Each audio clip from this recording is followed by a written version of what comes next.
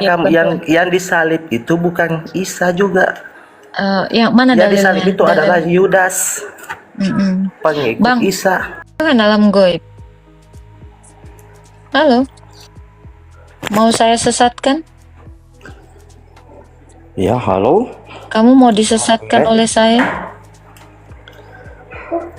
Siapa yang mengatakan Yesus itu Tuhan? Dia sendiri. Dalilnya di mana mengatakan dia Yesus Tuhan? Wahyu 1 ayat 8, Wahyu 1 ayat 17, Yohanes 8 ayat 58, Yohanes 13 ayat 13, Yohanes 17 ayat 24, Yohanes 17 ayat 5. Mau yang mana? Pilih aja, itu banyak. Yang saksinya siapa? Saksinya siapa mengatakan Yesus itu Matius, Tuhan? Markus, Lukas, Yohanes, Yakobus, Petrus. Nah, Tuhanmu kapan mengaku dirinya Tuhan? Siapa itu saksinya? Semuanya. Coba, sekarang gantian. Saksinya itu batu. Oke, sekarang tunjukkan Tuhanmu itu mengaku Tuhan kepada nabimu yang satu-satunya yang terakhir itu, dan siapa saksinya? Kalau nggak ada saksinya, mati kau. Mana? Mana Tuhanmu mengaku Tuhan kepada nabimu? Tuhan Yang mana? saya tidak pernah mengaku dia Tuhan. Oh, Sejak kapan Tuhan bisa mengaku Tuhan? Kamu jangan sesatkan umat manusia. Sebenarnya yang Yesus itu menyesatkan bukan umat Tuhan. manusia. Oke, mana dalilnya? Mana dalilnya Yang dia kamu bukan Tuhan? yang disalib itu bukan Isa juga. Yang mana Yang dalilnya? disalib itu adalah Yudas, pengikut Bang, Isa. iya bang, kamu kalau mau menggosip kayak gini sama mak-mak komplek, jangan di sini. Di sini mah pakai otak semua, bukan pakai gosip kayak mulut lu. Ya, bang puasa, puasa. Alhamdulillah nggak? puasa. Nggak usah puasa bang, nggak ada gunanya. Kayak setan kelakuannya. Tunggu, setan juga puasa loh bang. Abang disuruh setan puasa. Iya, ya bang. Aku mah rajanya setan.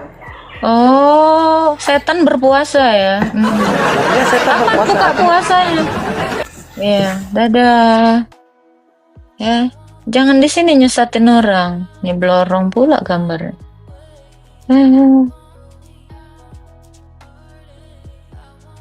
Hidup bagaikan pesawat terbang.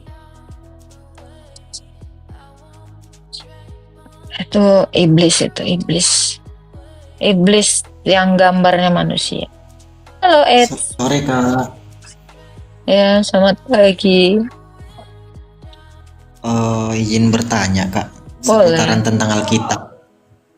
Islam Kristen bang. Jadi aku Kristen Katolik Kak. Ya. Jadi aku mau bertanya mengenai Allah Tritunggal itu gimana konsepnya Kak? Tanyalah Romomu, masa aku kok tanya? Bukan tugasku itu, tugas Romomu. 3 pribadi dalam satu esensi. Tanyalah Romomu, gimana dia ngejelasin? Gimana? Bisa nggak Kak? Bisa nggak Kak kakak terangin Efesus 1 ayat 15 sampai 17? Apa isinya? Coba buka. Oke, aku buka dulu ya.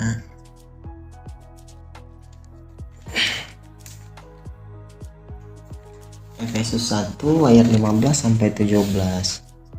Nah, isinya tuh, karena itu setelah aku mendengar tentang imanmu dalam Tuhan Yesus dan tentang kasihmu terhadap semua orang kudus, aku pun tidak berhenti mengucap syukur karena kamu. Dan aku selalu mengingat kamu dalam doaku dan meminta kepada Allah Tuhan kita Yesus Kristus, yaitu Bapa yang mulia itu. Nah, itu tuh gimana ini ya Kak, penjelasannya supaya gampang. Apa yang mau dijelaskan? Allah Tuhan kita, Tuhan Yesus Kristus yaitu Bapa. Allahnya Tuhan kita kan Bapa. Masa cara baca gitu aja kamu nggak ngerti? Coba baca sekali lagi yang terakhir itu. Coba. Dan aku selalu mengingat kamu dalam doaku dan meminta kepada Allah Tuhan kita Yesus Kristus. Allah Tuhan kita Yesus Kristus yaitu Bapa. toh? Ya, oh, begitu berarti. Iya kan? God, Bapak our Lord Jesus Christus is Father. Kan gitu kan? Itu enggak? Jadi Allah dari Tuhan kita Yesus Kristus yaitu Bapa. Cara membacanya seperti itu. Oh, baik, Kak. Kalau di ulangan, Kak, ini gimana tafsirannya, Kak? Di ulangan 32 ayat 6. Buka. Oke. Ulangan 32 ayat 6, aku baca dari 5 ya, Kak. Berlaku busuk terhadap dia mereka yang bukan lagi anak-anaknya, yang merupakan noda, suatu angkatan yang bengkok dan belat-belit. Demikianlah engkau mengadakan pembalasan terhadap Tuhan, hai bangsa yang bebal dan tidak bijaksana. Bukankah ia Bapamu yang mencipta engkau, yang menjadikan dan menegakkan engkau? Lalu masuk ke Yesaya. Jadi aku mau menekankan di sini bahwasanya aku sebenarnya mau bertanya, Kak, bahwasanya ada pemahaman yang mengatakan bahwasanya Yesus itu adalah Bapa itu sendiri. Nah, Berarti kamu bukan Katolik. Berarti kamu bukan Katolik. Aku yang dari Katolik, yang dari kecil sudah diajarkan mengenai konsep Tritunggal, yang mengatakan bahwasanya 3 pribadi dalam satu hakikat.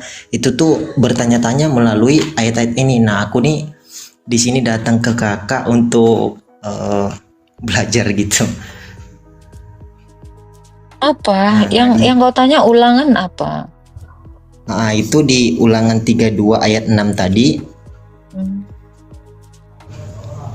Demikianlah engkau mengadakan pembalasan terhadap Tuhan, hai bangsa yang bebal dan tidak bijaksana. Bukankah ia Bapamu yang mencipta engkau, yang menjadikan dan menegakkan engkau? Lalu penjelasan selanjutnya tuh di Yesaya 9 ayat 5, Kak. Dari mana kamu tahu penjelasannya di Yesaya? Ya. Enggak, ini hubungan korespondensinya. Coba buka Yesaya 9 ayat 15 itu. Kamu pasti pakai kitab Masoret. Nggak ada Bapa di situ. Kan tadi udah dijelaskan kan. Pembalasan atas Tuhan kita. Tuhan itu dipanggil Bapa oleh bangsa Israel. Itu. Karena Yesus juga mengajarkan Allah itu adalah Sang Bapa. Ya, tahu? Bener nggak? Ya, benar. Tapi Yesus itu bukan Bapa. Dan di dalam Yesaya itu coba kamu bacakan. Coba kamu baca. Coba Yesaya 9 ayat 5 atau 15, Kak? Yang mau kamu tunjukkan itu berapa? Yang mana? Ayat 5, Kak. Silakan dibaca. Oke. Sebab seorang anak telah lahir untuk kita. Stop. Seorang anak telah lahir, kenapa jadi Bapa? Seorang anak telah lahir, terus kenapa disebut Bapa? Namanya anak sejak kapan jadi Bapa? Ya kan? Jadi itu adalah karangan iblis ya, yang menambahkan dalam kitab Masoret, Bapa yang kekal itu tidak pernah ada. Bapa kekal itu ditambahkan supaya ini berarti ya, makanya saya bilang orang Kristen jangan pakai kitab Masoret. Kalau kalian pakai kitab Masoret, kalian semuanya jadi oneness, jadi sesat. Pakailah Septuaginta, kitab yang sudah dikanon oleh gereja di abad keempat. Gitu. Jadi di ulangan itu disebutkan Allah itu ya Bapa. Yesus juga menjelaskan itu. Allah itu adalah Bapa. Tidak pernah Yesus mengatakan, aku adalah Bapa dalam kodrat ilahi. Namun sebagai guru, ya dia Bapa, disebut Bapa. Jadi orang-orang Israel saat itu memanggil Allahnya itu ya Bapa. Gitu. Jadi kalau tidak pernah ada. Itu. Saya nggak ngurusin itu. Jadi tidak pernah ada Yesus mengajarkan dirinya adalah Bapa. Tetapi dia adalah penyataan diri Bapa yang nggak kelihatan. Seperti itu. Oke. Ada lagi yang mau ditanya, Bang? Oke, mungkin itu aja sih, Kak. Oke, Tuhan berkati, Bang. Oh iya, Tuhan memberkati, Kak. Jadi yang mana yang Tuhan? Tuhan ya Yesus lah. Karena Sejak Bapak kapan- sendiri, Sejak Bapak kapan sendiri, Yesus Tuhan? Dari mana? Hmm. Memangnya kenapa kalau Yesus itu Tuhan? Kamu langsung gila gitu? Ya enggak, kalian mengajarkan ajaran sesat. Sejak kapan Tuhan bisa jadi Yesus? Yesus Kalau kok kami bisa mengajar, disalib? iya. Kalau kami mengajarkan sesat, terus apa urusanmu di sini, penggosip? Ya, saya kan Kamu orang gila meluruskan banget. aja. Saya kan makanya meluruskan. Oke, Supaya Anda sudah kalian lurus? tidak jadi Oke, kafir oke. semua. Oke, Saya Anda kan sudah meluruskan. lurus? Anda sudah lurus? Anda sudah lurus? Saya tanya dulu, Anda lurus? Betul? Mau Sudah lurusnya lurus apa Anda? gimana? Kalau udah ngarang-ngarang cerita, biar tahu kau. Ini baru dua, nanti saya tunjukin semuanya nih, biar lurus kau aku bikin. Udah berasa lurus. Kenapa sih sibuk sama agama kami? Gue tuh nggak mau ngurusin agamamu. Tapi kalau kau bener-bener udah sotoy, nah gue keluarin tuh ayat itu. Nggak usah kepo sama ajaran kami. Kalian ini kenapa nggak masuk room-room seiman kalian? Kenapa di sini terus? Kalau udah lurus kenapa sih ngintipin terus room orang Kristen? Mau ngapain lu kepo? Kelihatan banget rumah tanggamu nggak bahagia. Aduh, halo Dava. Sore Kak, Sore, silakan. ini Kak Ada yang mau mau nanya ditanya? 2 Samuel 12:11 nih Kak.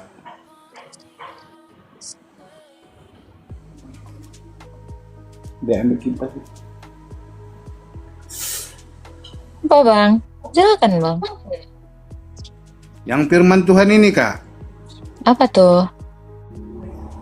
yang bahwasanya malapetaka akan kutimpakan ke atasmu, yang datang dari kaum keluargamu sendiri. Aku akan mengambil istri-istrimu di depan matamu dan Terus? memberikannya kepada orang lain. Orang itu akan tidur dengan istri-istrimu di siang hari.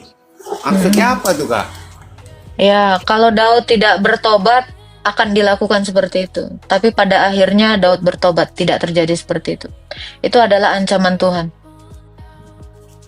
Kalau Daud tidak bertobat. Ya Kak, makasih Kak, nanya itu aja. Ya, hidup bagai seperti alam goib. Alam goib. Kakak mau bertanya apa kak? Nggak apa-apa kak, sambil aja kak. Oke, Shalom, selamat sore Agatha. Gini, aku pengen tanya terkait apa kanon Alkitab itu. Alkitabnya kita dikanonkan itu pertama kali tahun berapa? Ini mungkin terkait sejarah gereja ya, karena kalau saya sendiri itu untuk sejarah gereja itu tidak terlalu mengerti ya, karena kalau kita jujur aja Protestan itu biasanya kan kita lebih ke hanya belajar Alkitab daripada sejarah gereja, itu kurang sekali begitu. Makanya pengen tahu sebenarnya sejarahnya pertama kali Alkitab itu dikanonkan itu tahun berapa, kemudian oleh siapa saja itu, bapak-bapak gerejanya itu siapa. Kemudian karena beberapa saat yang lalu itu kan saya sempat istilahnya sempat ini dengan ada teman bahwa mereka ini dari salah satu gereja, saya nggak mau tidak mau menyebutkan juga, tapi kalau ngomong gini pasti Agatha paham bahwa mereka mengakui bahwa yang mengkanonkan itu dari gerejanya mereka, dan itu pada saat konsili. Cuman saya bertanya konsili yang tahun berapa, tapi dia tidak bisa menjawab. Makanya saya mau cari tahu, mau bisa belajar dari Agatha. Gitu aja, Tak. Kakak bisa cek di Wikipedia, ini ada, memang sumbernya dari sejarah gereja. Konsili Kartago itu adalah konsili di mana gereja semesta mengkanon Alkitab. Alasan di kanonnya Alkitab ini karena banyaknya bidat, terutama bidat Marcion. Nah, kalau kakak mau sebutin salah satu namanya ya, mohon maaf ya, ini sejarah gereja dan biasanya itu ada datanya dalam gereja. Karena konsili ini bukan yang mengkanon itu orang perorangan, seperti anggota DPR sama MPR kayak gitu. Yang mengkanon ini adalah gereja semesta.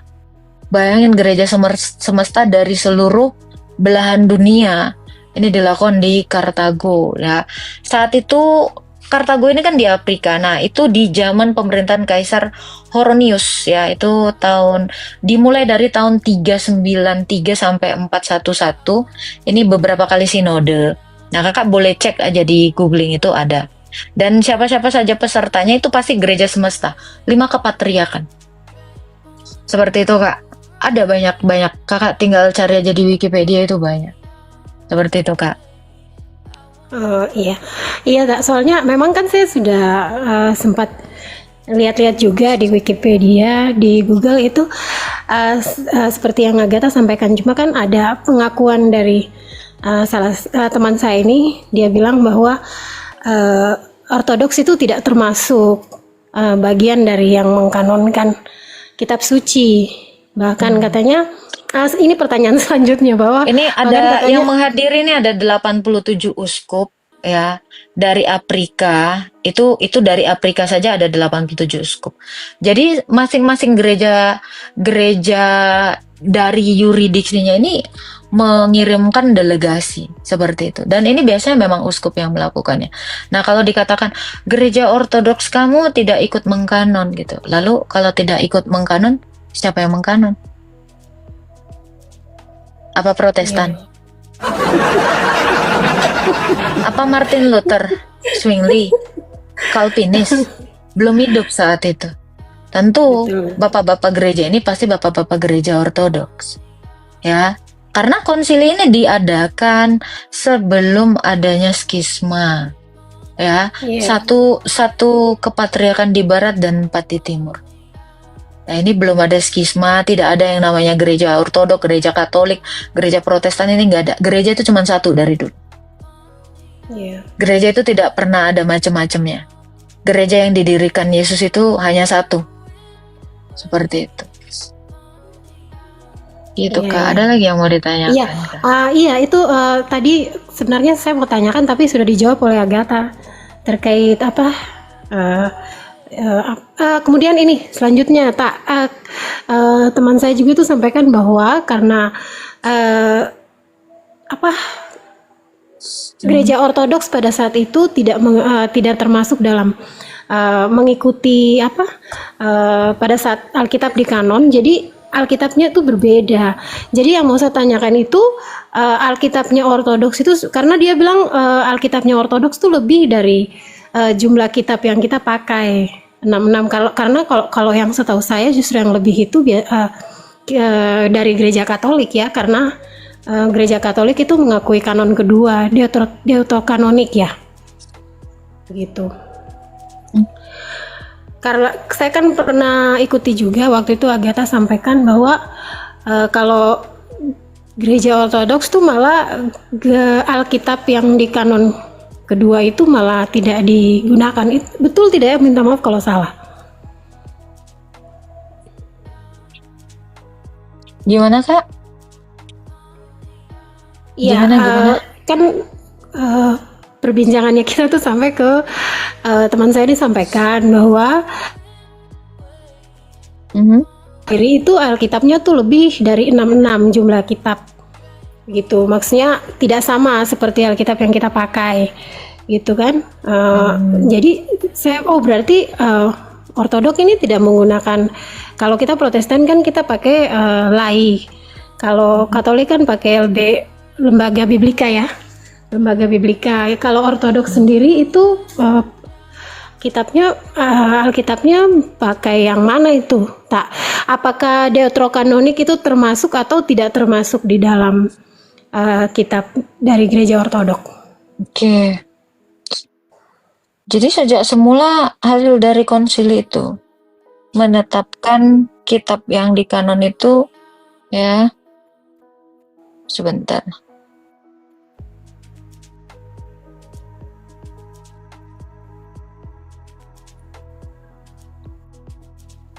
Ya, itu namanya Anagenos Komena, nih ya. Ini yang ditetapkan dalam hasil konsili ya. Ini hasil daftar kanon Alkitab. Kakak bisa lihat ada 4 kitab Injil, 1 kitab Kisah Para Rasul, 13 surat Rasul Paulus, 1 surat kepada orang-orang di Ibrani, 2 surat Petrus, 3 surat Yohanes, 1 surat Yakobus, 1 surat Yudas, 1 kitab Wahyu oleh Yohanes. Ini kitab Perjanjian Baru ya. Kalau kita lihat dari kitab Perjanjian Lama,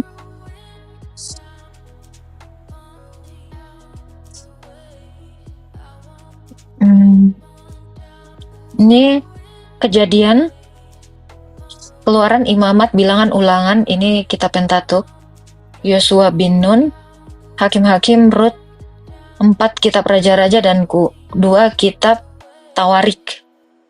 Ini Perjanjian Lama ya. Lalu ada lagi kitab-kitab Anagenos Komena. Kalau disebut namanya Deuterokanonika, itu kalau orang Ortodoks menyebutnya sebagai Anagenos Komena. Ya, bentar kita lihat dulu ya. Jadi kalau dikatakan Ortodok ini pakai kitab apa? Ya semua kitab yang hasil konsili. Kami tidak pernah menghilangkan 1 kitab pun dari kitab Perjanjian Lama. Ya. Tunggu sebentar ya. Ini kemarin ada mana ya?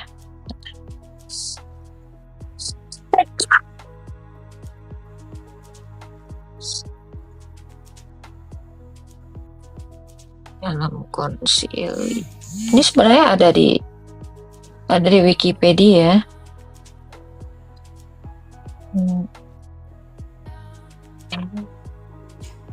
Jadi ada beberapa kali konsili ya. Itu Sinode tahun 251 sampai 419. Ada banyak konsili yang dilakukan ya. Jadi bukan hanya 1 konsili. Dari tahun 251 sampai 484. Kita lihat dulu apa hasilnya ya. Kemarin ada di mana ini?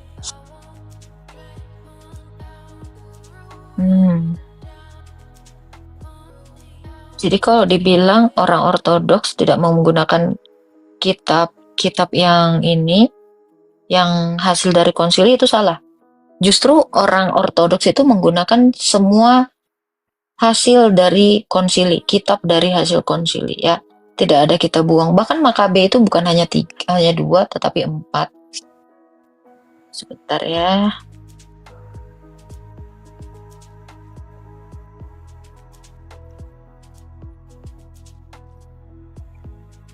Oke, ini ya.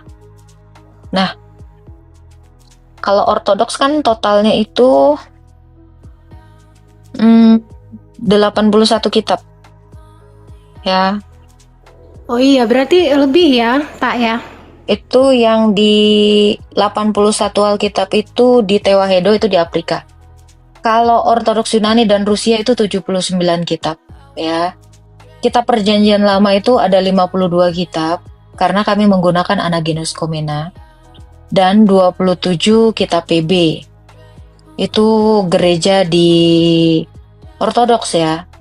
Itu jadi ada macam-macam memang ya. Gereja Ortodoks Tewahedo yang di Afrika itu justru lebih banyak, 81 kitab. Ada Ortodoks Timur itu 76 kitab. Ada tambahan kitab Esdras, 3 Makabe, dan Mazmur 151. Karena Mazmur itu kalau kita lihat yang di itu ya, Mazmur itu memang totalnya 51 kitab. Bukan 51 kitab. 155 kitab. Ini Mazmur. Ini saya pakai Septuaginta. Ya. Nih, saya tunjukin dulu.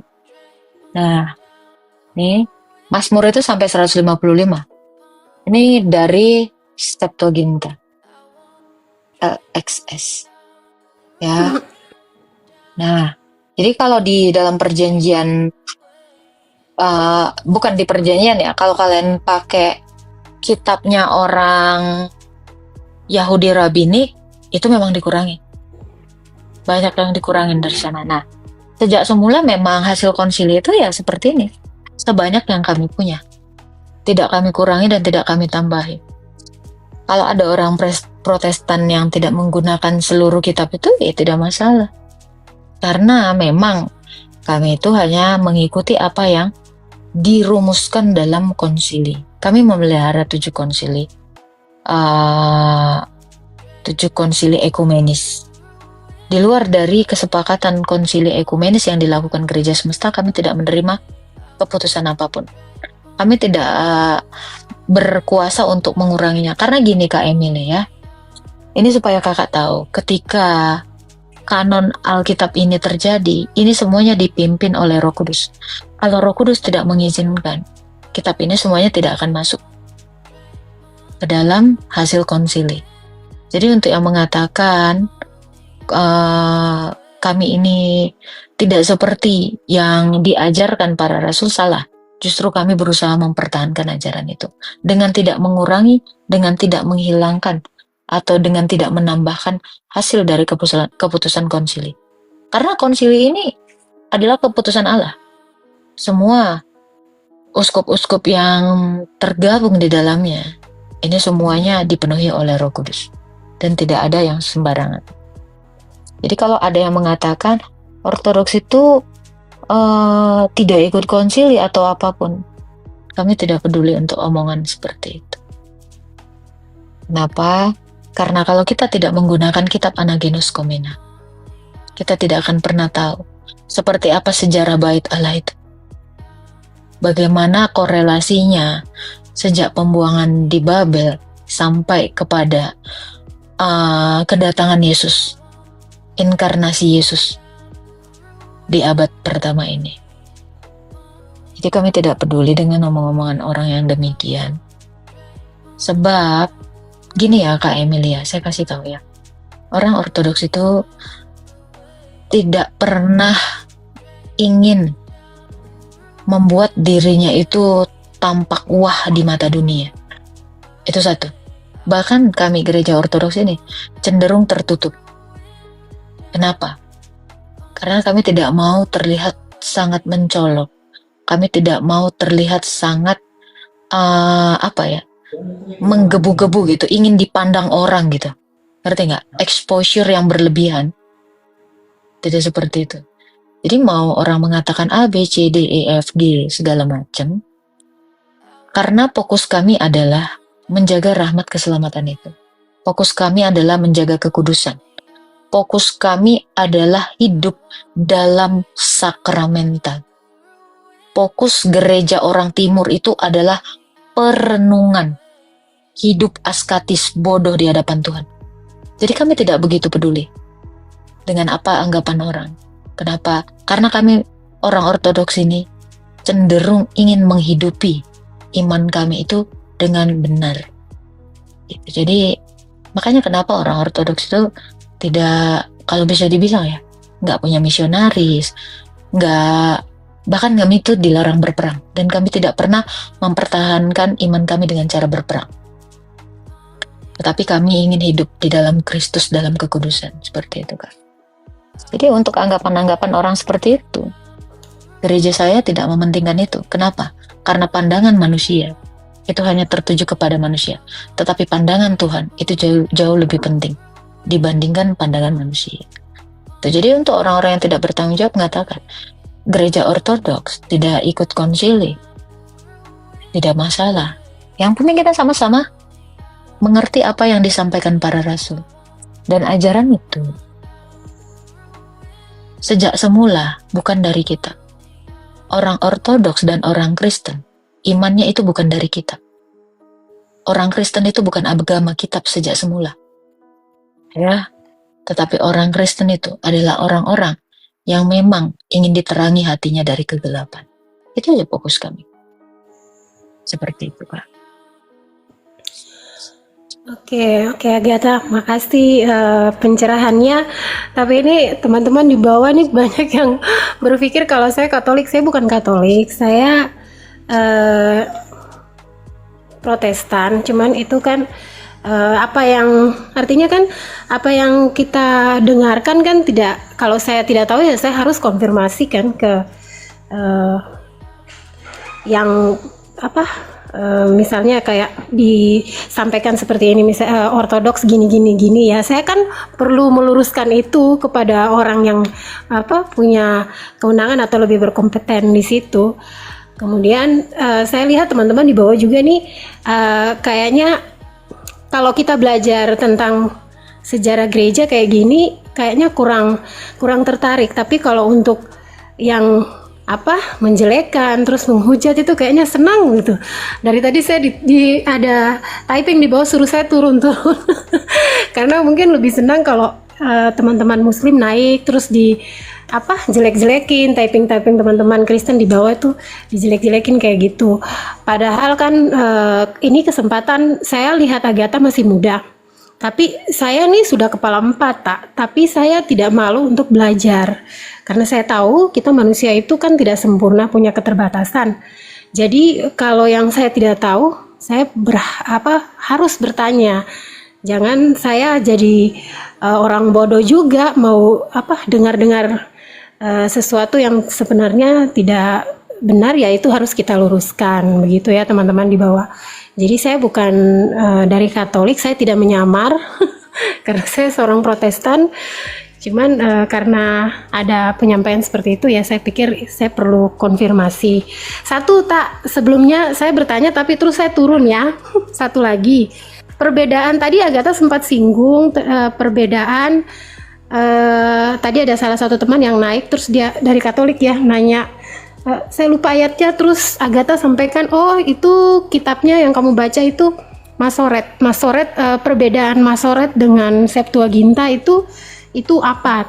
Karena berapa kali saya juga ikuti roomnya si siapa Aldo Aldo itu dia itu gencar sekali katanya lagi mau mau diterjemahkan. Nggak apa-apa. Iya dia mau terjemahkan. Gini ya Kak Emilia. Kekristenan itu sudah selesai ya dari abad pertama. Kita tahu kalau kita baca 2 Tesalonika 2 ayat 15 ya. Iman orang Kristen itu sumbernya itu bukan ini. Tetapi Yesus. Jadi sejak semula Septuaginta lah yang dipakai Yesus ketika mengajar. Kakak tahu ketika Yesus mengatakan, kamu sesat sebab hari kebangkitan. Orang itu tidak kawin-mengawin. Yesus ini mengutip ini dari kitab Tobit. Ada seorang wanita Samaria yang suaminya itu 7. Dan ke-7-7-nya itu mati. Nah dia inilah yang bertanya kepada Tuhan Yesus. Siapa kelak di sorga yang menjadi suamiku? Nah, jadi sejak semula, Rasul dan Tuhan Yesus itu pakainya Septuaginta. Seperti itu. Dan ini diajarkan di seluruh gereja. Jadi salah satu kriteria dari kanonisasi Alkitab ini adalah pengajarannya itu diajarkan ke seluruh gereja. Jadi kalau ajaran ini tidak diajarkan ke seluruh gereja, ini tidak dikanon. Seperti itu. Makanya saya bilang dari awal, iman kekristenan itu bukan bersumber dari kita. Itu hanya tools membantu kita. Karena gini Kak, orang Kristen ya ke gereja, bukan ke gereja ya. Gereja itu berkumpul. Pertemuan jemaat ini ya, berkumpul itu untuk apa? Itu untuk memecah-mecahkan roti. Homili atau khotbah dari imam itu adalah penuntun supaya kita bisa menerima ekaristi itu. Ini sebenarnya poin utama yang harus semua orang Kristen tahu. Tujuan orang Kristen ke gereja itu untuk apa? Untuk kurban, untuk perjamuan kudus. Memecah-mecahkan roti. Ya. Homili itu. Nah, ini kan pengajaran-pengajaran seperti ini. Ini di semua gereja ini sama Kak. Homilinya itu sama. Mau di daerah manapun pasti sama. Pasti menyangkut perayaan yang sama.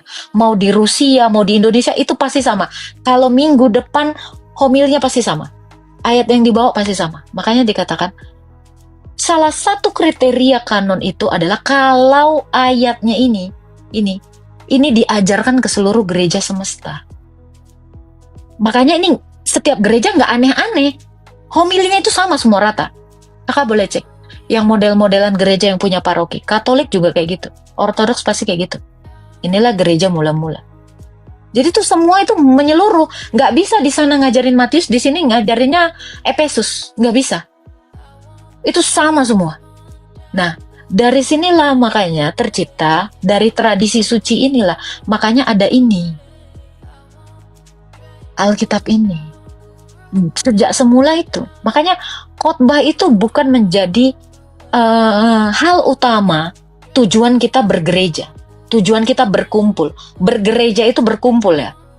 Bukan ke gereja sebenarnya. Bergereja itu ini hanyalah pedoman. Supaya kita ketika kita menerima kurban itu, kita memahami dengan penuh sukacita bahwa kita menerima darah dan tubuh Kristus dan itu masuk ke dalam kita dan menyatu dengan kita. Gitu. Jadi kami tidak peduli dengan omongan orang tentang kitab begini. Si Aldo itu mau bilang apapun, karena iman orang Kristen itu sudah selesai di abad 1. Ya. Konsili, ini biar kalian tahu, konsili itu bukan musyawarah ya. Ini salah. Konsili itu adalah penegasan kembali ajaran yang apostolik, ajaran rasul. Ini kalian kalau mau tahu, makanya saya bilang iman Kristen itu sudah final di abad 1. Ya, karena Yesus itu sudah selesai mengajar. Selama 3 tahun dia mengajar. Ini semua yang seperti diajarkan oleh para rasul dituntun oleh Roh Kudus. Makanya mau ada orang bilang kitabmu begini, kitabmu begini. Kami sudah tidak berpatokan kepada itu. Itu hanya alat bantu kami. Sebagai konfirmasi dari apa yang diajarkan oleh imam-imam. Seperti itu. Jadi mau ada orang mau meneliti kitab kami begini, mohon maaf. Tradisi kami ini, tradisi itu artinya turun-temurun ya. Tradisi suci gereja ini sudah kami pelihara berabad-abad tak tergoyahkan oleh apapun di dalam iman ortodoks. Kenapa? Karena ini tadi ada ancaman keras bahwa ya barang siapa yang memberitakan Injil berbeda dari apa yang diberitakan para rasul, terkutuklah ia.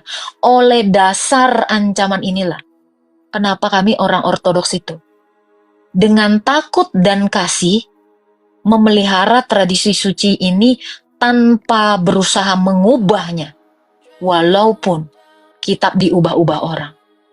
Inilah yang terus, makanya ini yang disebut tradisi lisan. Makanya ajaran ini terus-terusan diberitakan di dalam gereja. Itu tidak pernah menceritakan tentang motivasi. Kalau mau dengar motivasi, tonton aja Mario Teguh. Ya, gereja itu tidak pernah homilinya itu, khutbahnya itu motivasi. Enggak, tapi ini ajaran Yesus yang dibawa. Nah, makanya mau orang kayak gimana pun, walaupun Tuhan itu mengizinkan, ya, 1 Korintus 11 ayat 19 ya, Tuhan itu mengizinkan ada orang-orang yang menyesatkan di gereja. Tapi, yang sampai hari dia berkesudahan, sampai ketiadaannya di dunia ini, yang memelihara ajaran Kristus ini, itulah satu gereja tadi. Yang mau mengubah-ngubahnya, dengan teologi-teologi baru, ya, dengan filsafat-filsafat kosong, itu tidak masalah bagi kami. Kami tidak akan terpengaruh oleh filsafat-filsafat kosong seperti itu. Makanya Rasul Paulus dengan tegas mengatakan, janganlah kamu seperti anak kecil yang diombang-ambingkan filsafat-filsafat kosong, dongeng-dongeng nenek tua. Nah, orang Kristen itu nggak akan bisa diombang-ambingkan seperti itu. Makanya mau Romo Aldo, Romo Hantu pun itu yang kau bilang itu, kami tidak peduli. Itu nggak ngefek pada iman kami. Sebab di gereja kami itu iman itu terus dari dulu, dari zaman Rasul sampai sekarang. Itu terus yang kami beritakan.